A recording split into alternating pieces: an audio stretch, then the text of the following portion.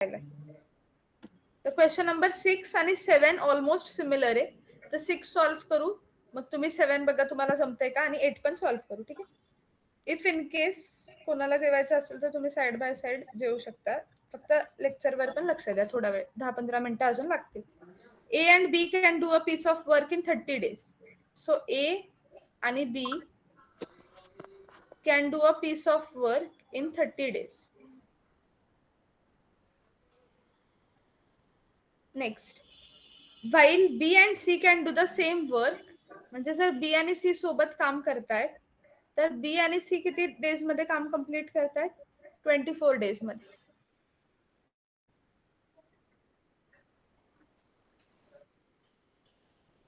While A and C can do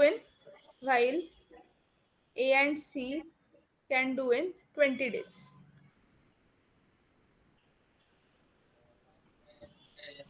If they all work together for 10 days, म्हणजे बघा स्टार्टिंगला ते सगळे 10 डेज साठी सोबत वर्क करतात, 10 डेज सोबत वर्क करतात. त्याच्यानंतर काय होतंय, बी आणि सी काम सोडतायत. सो बी आणि सी लिव्ह करतायत after 10 days. How many days more will a take to finish the work? तर हा क्वेश्चन आपल्याकडे आहे. ह्याच्यासाठी पण इनिशियल स्टेप्स सेम राहणार. What are the initial steps? LCM find करा. एलसीएम नंतर ए बी चं वन डे वर्क, बी आणि सी चं वन डे वर्क आणि ए आणि सी चं one day work find out करा. करू शकता सगळे. एलसीएम तर फाइंड आउट करा. एलसीएम फाइंड आउट करा आणि वन डे वर्क फाइंड करा.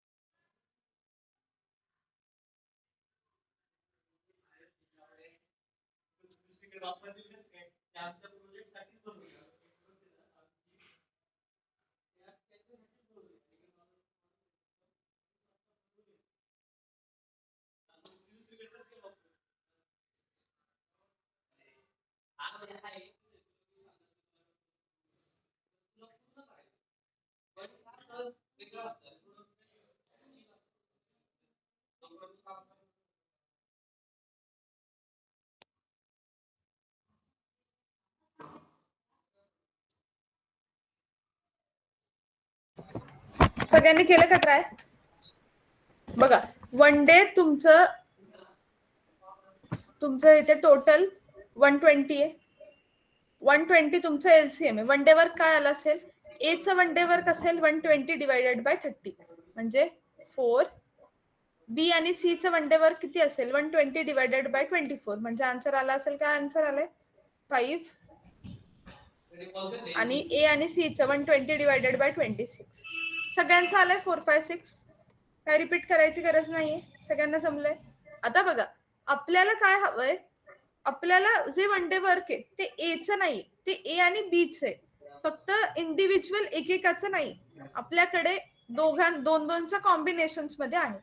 आता मी अजून एक गोष्ट फाइंड आउट करून ठेवते. जर ते तिघ सोबत काम करतायत, सो तिघ सोबत काम करतायत म्हणजे मला इक्वेशन काय हवी आहे? ए प्लस बी प्लस सी. मला इक्वेशन काय हवी आहे बघा? ए प्लस बी प्लस सी. पण मला ही इक्वेशन भेटत नाहीये डायरेक्टली. तर मी इथे काय करू शकते? यांना ऍड करणार आणि इथे यांच्या वन डे वर्क्सना पण ऍड करणार. म्हणजे बघा ए plus B plus C plus ए. हे जर मी करत असेल तर मला सगळे 2-2 भेटतायत. म्हणजे 2A भेटणार, 2B भेटणार, 2C भेटणार. तर मी इथे डायरेक्टली लिहिलं तर चालेल का? 2 मी कॉमन मध्ये घेतलंय. 2a plus b plus c is equal to 4 plus 5 plus 6. 4 plus 5 plus 6 काय भेटतंय सांगा? 15. आणि a आणि b आणि c चं काय असेल? ए बी सी साठी आन्सर असेल 15/2. 15/2 म्हणजे 7.5 युनिट्स. इथपर्यंत सगळ्यांना परफेक्टली कळालं आहे का? नसेल कळालं तर मला सांगा, मी रिपीट करून सांगते. काय कळालं नसेल ते फक्त टाईप करून सांगा किंवा अनम्यूट होऊन सांगा. मला ए बी आणि सी हवं होतं, पण मला ए बी सी डायरेक्टली भेटतच नाही. तर मी काय करणार? ए plus B plus C plus A plus C. तर 2 वेळा भेटतायत.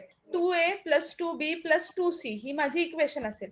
तर मी 2 ला डायरेक्टली कॉमन बाहेर काढलंय आणि 4 प्लस 5 प्लस 6 केलंय. तर ह्याचा आन्सर आहे 15. म्हणजे ए बी सी हे तिघं जर सोबत काम करत असतील तर किती युनिट्स ऑफ वर्क करतायत? 7.5 युनिट्स. आता क्वेश्चन मध्ये काय सांगितलं होतं लक्ष द्या.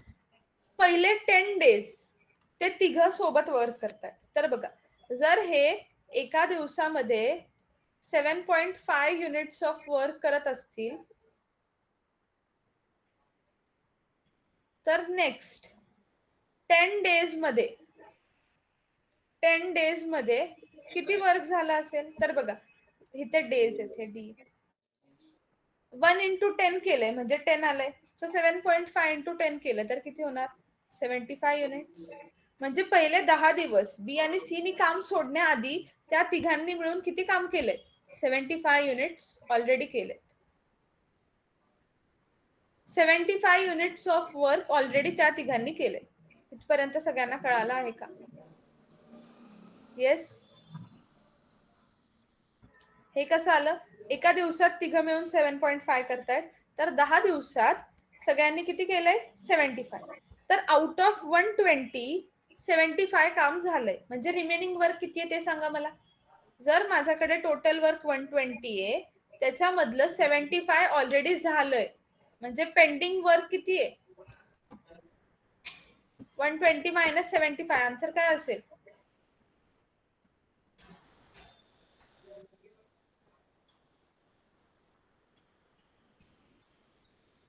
45 वर्क इज रिमेनिंग. येस. सगळ्यांना कळालं का?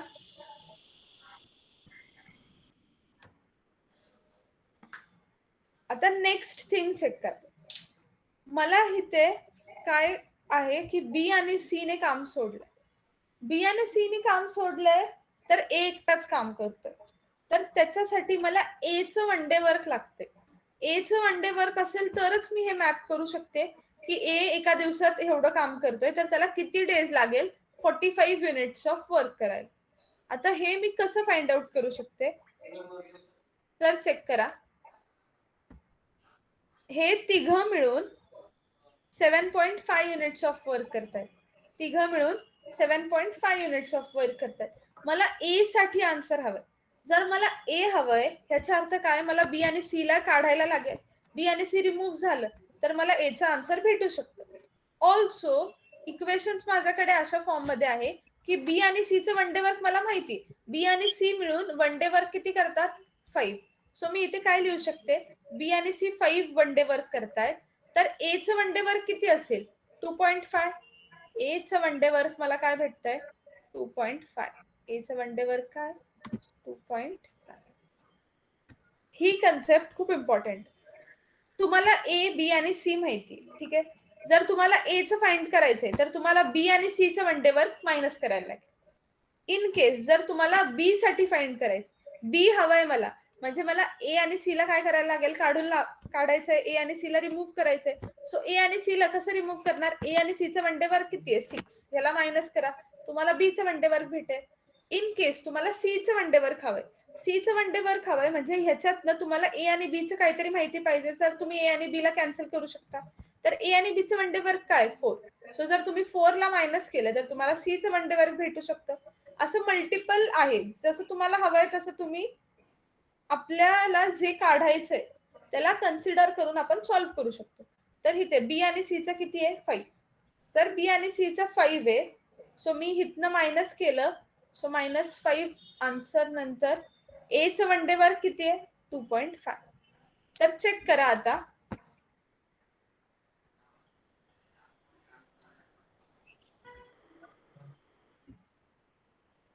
एका दिवसामध्ये ए 2.5 युनिट्स ऑफ वर्क करते. एका दिवसामध्ये ए 2.5 युनिट्स ऑफ वर्क करतो.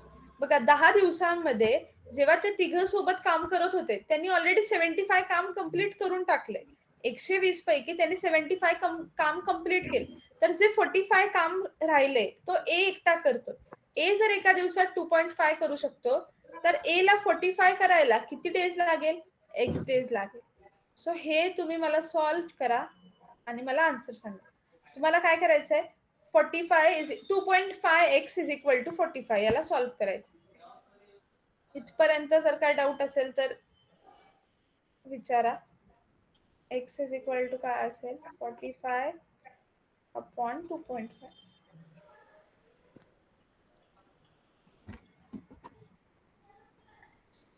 आता 2.5 तुम्हाला हे पण माहिती पाहिजे डेसिमलला तुम्ही कसं रिमूव्ह करणार. इथे 2.5 तुम्ही वरती पण 10 नी मल्टिप्लाय करा आणि खाली पण 10 नी मल्टिप्लाय करा. सो जर तुम्ही याला 10 नी मल्टिप्लाय केलं तर हा डेसिमल पॉइंट निघून जाईल. सो इन शॉर्ट इथे काय असेल फक्त 25. सो 5 नी आधी डिवाइड करून बघू शकता. 5 2 जा 10 5 5 जा 25. परत 5 1 जा 5 5 9 जा 45. सो तुमचा आन्सर असलं पाहिजे 18 डेज. आन्सर काय असेल 18 डेज.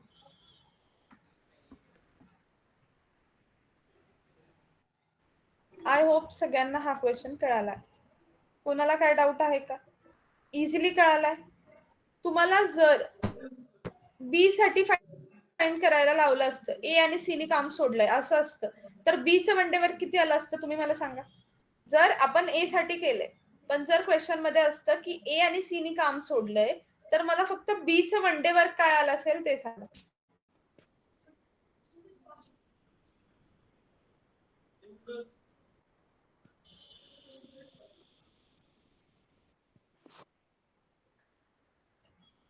बी चं वन डे वर्क किती आलं असतं 1.5. कसं काय कारण ए आणि सी चं मिळून वन डे वर्क किती आहे 6. तर मी काय करणार 7.5 मायनस 6. 7.5 मायनस 6 केलं तर मला वन डे वर्क भेटेल 1.5. कळालंय सगळ्यांना. या क्वेश्चन मध्ये काय डाऊट आहे का. Clear everyone.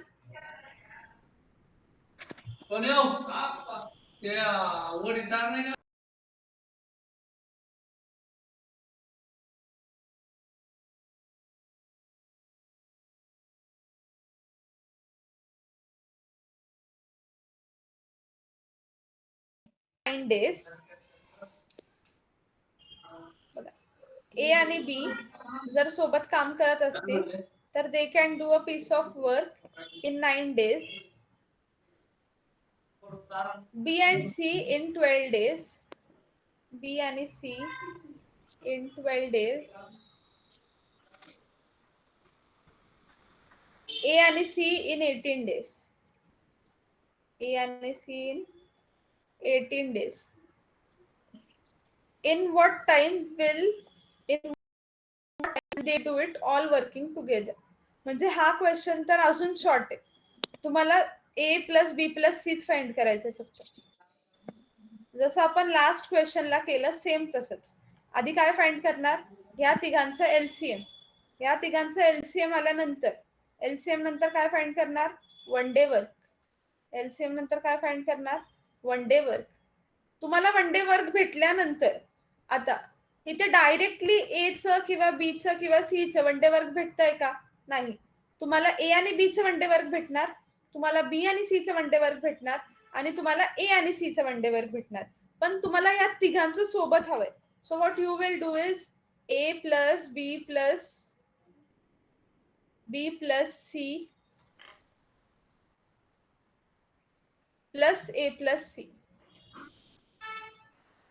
आणि ह्या साईडला काय करणार सगळ्यांचे वन डे वर्क ऍड करणार. सगळ्यांचे तिघांचे वन डे वर्क काय करा ऍड करा. त्याच्यानंतर हे 2 भेटेल. 2 कॉमन असेल तर जे काय वन डे वर्क आलंय तिघांचं ऍडिशनचं त्याला डिवाइड बाय 2 करा. That will be your answer.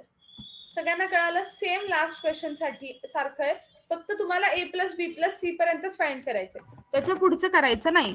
हा सगळ्यांना जमेल हा क्वेश्चन? का सांगायचं असेल तर सांगा, मी सांगेल, तसं काय प्रॉब्लेम नाही. ओके 8 days सगळ्यांना जमेल? Okay very good Albina. काय एक्सप्लेन करायचं असेल तर एक्सप्लेन लिहा चॅट बॉक्स मध्ये, मी लगेच एक्सप्लेन करते.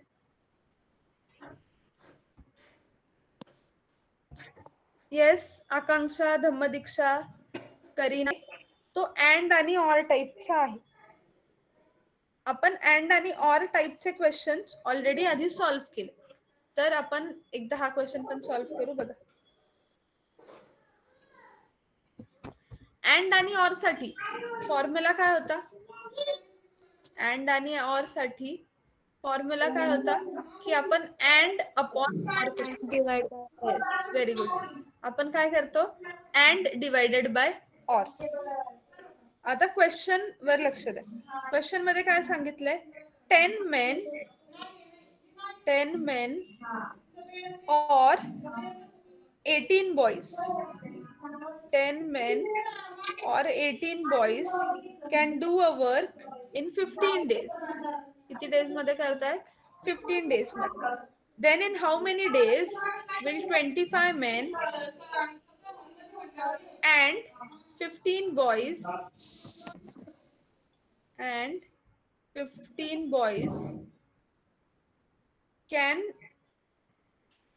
will do twice the work.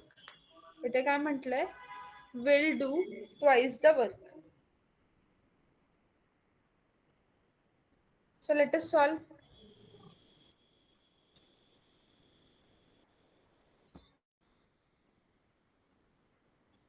आता आपण फॉर्म्युलाने सॉल्व्ह करू. सगळ्यात आधी अँड अपॉन ऑर. इथे अँड कुठे? 25 ला. तर 25 मेन आहे म्हणून 25 अँडचं. नेक्स्ट त्याच्याच ऑर मध्ये काय? 10 मेन आहे, सो मी ते काय लिहिलंय? 10.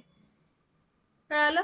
अँड अपॉन ऑर करतोय तर 25 अपॉन 10 केलं, प्लस करणार. परत अँड कुठे? इथे 15 बॉईजला आहे, सो मी ते काय लिहिणार? 15. डिवायडेड बाय ऑर करायचंय. ऑर किती आहे? 18. आता यांना किती टाइम लागतोय? Into x for example. आणि किती दिवसात ह्यांचं ऑलरेडी झालंय? 15. हे फॉर्म्युला आहे. आपण अँड अपॉन ऑर केलंय प्लस अँड अपॉन ऑर केलंय इंटू एक्स, म्हणजे इंटू जे काय तुम्हाला फाइंड करायचंय, आणि इज इक्वल टू काय लिहितो आपण? जे ज्याचं ऑलरेडी एखाद्याचा डे माहिती असेल त्याचं डेज लिहितो. आता तुम्हाला याला सॉल्व्ह करायचंय, सो तुम्ही याला क्रॉस मल्टिप्लाय करू शकता. तर क्रॉस मल्टिप्लाय करताना अजून याला जर सिम्प्लिफाय होत असेल इंडिव्हिज्युअली हे, तर तुम्ही त्याचं पण सिम्प्लिफाय करू शकता. फॉर एक्झाम्पल हे 5 ने जाते, तर 5 5 जा 25, हे 5 2 जा 10, हे 3 ने जाते, सो 3 5 जा 15 आणि 3 6 जा 18. फक्त ब्रॅकेट्स म्हणजे हे 15 अपॉन 18च कॅन्सल करू शकता तुम्ही. 18 आणि 25 आणि 10 आणि 15 नाही करू शकत. जो एक पूर्ण फ्रॅक्शन आहे त्याच्यामध्ये चेंजेस करू शकता. आता इथे 5/2 आहे प्लस 5/6 असं तुम्हाला भेटलंय, बरोबर आहे. आता इथे क्रॉस मल्टिप्लाय पण करू शकता, पण क्रॉस मल्टिप्लाय पेक्षा मला इथे अजून इझिली काय दिसतंय बघा, इथे 2 आहे. ह्या 2 ला मी 6 इझिली बनवू शकते, तर मी इथे यांना इक्वल करते. सो ह्याला पण इंटू 3 केलंय आणि ह्याला पण इंटू 3 केलंय. कळालं का? तुम्हाला क्रॉस मल्टिप्लाय जमत असेल तर क्रॉस मल्टिप्लाय करा, पण क्रॉस मल्टिप्लाय पेक्षा आत्ताच्या केसमध्ये मला ते इझी वाटते, म्हणून मी त्याला काय केलंय, ह्या 2 ला 6 बनवणं जास्त सोपं आहे. सो 3 इंटू 5 असं काय असेल माझ्याकडे? 15 डिवायडेड बाय 3 2 जा 6 plus 5/6 into X is equal to 15. आधी मी हे सॉल्व्ह करते. बघा, डिनॉमिनेटर सेम झालंय. डिनॉमिनेटर सेम झाल्यामुळे 15 प्लस 5 काय होणार आहे? 20. सो 20 अपॉन 6 इंटू डेज किंवा into X is equal to 15. आता याला तुम्हाला सॉल्व्ह करता येईल ना? एक्स इथेच राहील, हा 6 आणि 20 इथे मल्टिप्लाय होईल, म्हणजे काय असेल? 15 into 6 upon 20. 5 3s are 15, 5 4s are 20. परत 2 नी पण करू शकते. 2 3s are 6, 2 2s are 4. So answer काय आलाय? 9/2. 9/2 डेज मध्ये काम कंप्लीट होईल. सो 9/2 म्हणजेच मी काय म्हणू शकते? 4.5 डेज. सगळ्यांना हा क्वेश्चन कळाला का? अजून हा कंप्लीट नाही झालाय, पण इथपर्यंत कळालंय का सगळ्यांना? काय डाऊट आहे त्याच्यामध्ये? काय डाऊट असेल तर प्लीज विचारा.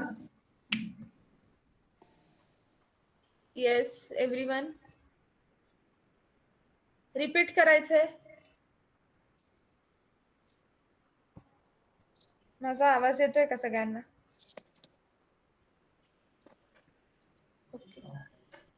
काय रिपीट करायचंय का ह्याच्यामध्ये? सगळ्यांनी रिप्लाय द्या. ठीक आहे, repeat.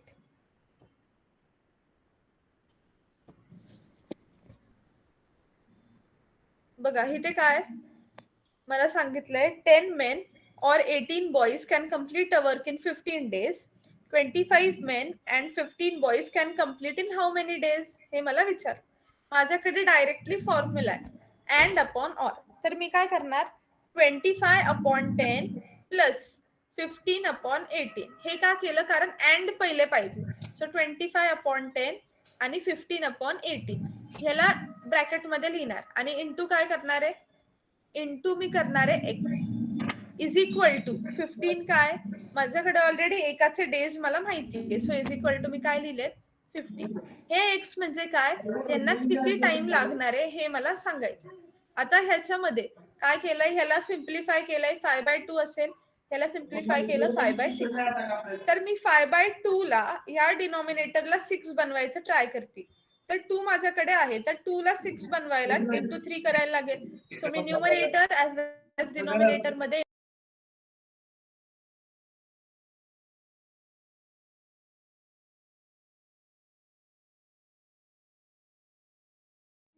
6 into X is equal to 15. हे काय झालं? 20/6. तर हा 6 इथे जाऊन मल्टिप्लाय होणार, म्हणजे 15 इंटू 6/20. याला सॉल्व्ह केलं तर काय आन्सर आलं? 9/2 म्हणजेच 4.5. कळालं का नक्की सगळ्यांना? येस. ओके. पण आता इथे हे काय 4.5 डेज त्यांनी जे विचारले ते तर आपण करेक्टली फाइंड केलंय. पण प्रॉब्लेम काय बघा, त्यांनी सांगितलंय ट्वाइस द वर्क करायला किती टाइम लागेल. त्यांनी काय सांगितलंय? ट्वाइस द वर्क करायला किती टाइम लागेल. तर ट्वाइस द वर्क साठी टाइम पण काय होणार आहे? डबल होणार आहे. टाइम डबल होणार आहे म्हणजे बघा, जर फॉर एक्झाम्पल त्यांना वर्क करायला 4.5 डेज लागतात. किती टाइम वर्क करायला? एकदा वर्क करायला 4.5 डेज लागतात. ट्वाइस करायला म्हणजे काय? ह्याला डबल करायचे. सो इंटू 2 करणार. सो इंटू 2 करायला किती डेज लागेल? ह्याला पण काय करणार? इंटू 2 करणार. सो 9 डेज ह्याचा आन्सर आहे. याचा आन्सर काय? Right, 9 days. 9 डेज काय? कारण त्यांनी क्वेश्चन मध्ये विचारलं होतं ट्वाइस द वर्क, म्हणजे डबल काम करायचंय. तर एक काम करायला जर 4.5 डेज लागतायत, सर डबल काम करायला त्याच्यात डबल डेज लागतील. सो 9 डेज लागतील. I hope everyone has got the answer. जर तुम्ही 9/2 ठेवलं असतं तर त्याच्यावरनं पण तुम्हाला डायरेक्टली 9 भेटलं असतं. सो आपण आज जे 8 क्वेश्चन्स केलेत ते सगळ्यांना परफेक्टली कळाले आहेत का? हे 8 क्वेश्चन्स कळाले असतील तर जी 42 पेजची पीडीएफ आहे बघा, त्याच्यामधले मी तुम्हाला गॅरंटेड सांगते स्टार्टिंगचे 3 क्वेश्चन्स थोडे डिफिकल्ट आहे, ते नाही जमणार तर ते स्किप करा. ते मी परत नेक्स्ट संडेला तुम्हाला 3 क्वेश्चन सांगते. ते सोडून जे खालचे क्वेश्चन्स आहेत ना ते खूप इझी आहेत, ते तुम्हाला जमतील. तुम्ही ते ट्राय करा. आणि एफिशियन्सी म्हणजेच काय? One day work. प्रत्येकाची काम करण्याची क्षमता, तर वन डे वर्क त्याची एफिशियन्सी. ठीक आहे. जर तुम्हाला हवे असतील तर मी पीडीएफ मधले सोल्युशन्स पण टाकते. पीडीएफ मधले सोल्युशन्स मी आज तुम्हाला सेंड करते. त्या वेन डायग्रामला आन्सर स्टिक करून ते पण सेंड करते. अजून बाकी कोणाला काय डाऊट आहे तर स्टॉप करायचं आपण. उद्या आपण सीटिंग अरेंजमेंटच आपलं जे लेक्चर आहे ते कंटिन्यू करू. लिनियर अरेंजमेंट झाली आहे, अजून एखादा लिनियर अरेंजमेंटचा थोडा मोठा क्वेश्चन घेऊ आणि तो सॉल्व्ह करू. प्लीज प्रॅक्टिस करा. आपल्याला मॅथ्स मधले पण अर्धे क्वेश्चन सॉल्व्ह करायचे आहे, क्लिअर ठेव. आणि not only for MCA CET but for the future job and apti we need maths. So we need to make our maths perfect. So सगळ्यांनी सॉल्व्ह करा. नसेल जमत तुम्हाला, ऑलरेडी ग्रॅज्युएशनला काही जणांना मॅथ्स नव्हतं, सो मॅथ्स नसेल तर आपण ते इथे बेसिक पासूनच घेतोय. अजून मी ट्राय करेल तुम्हाला बेसिक समजवायचं. ठीक आहे, तर we will stop for today. Thank you so much everyone. Bye bye, good night.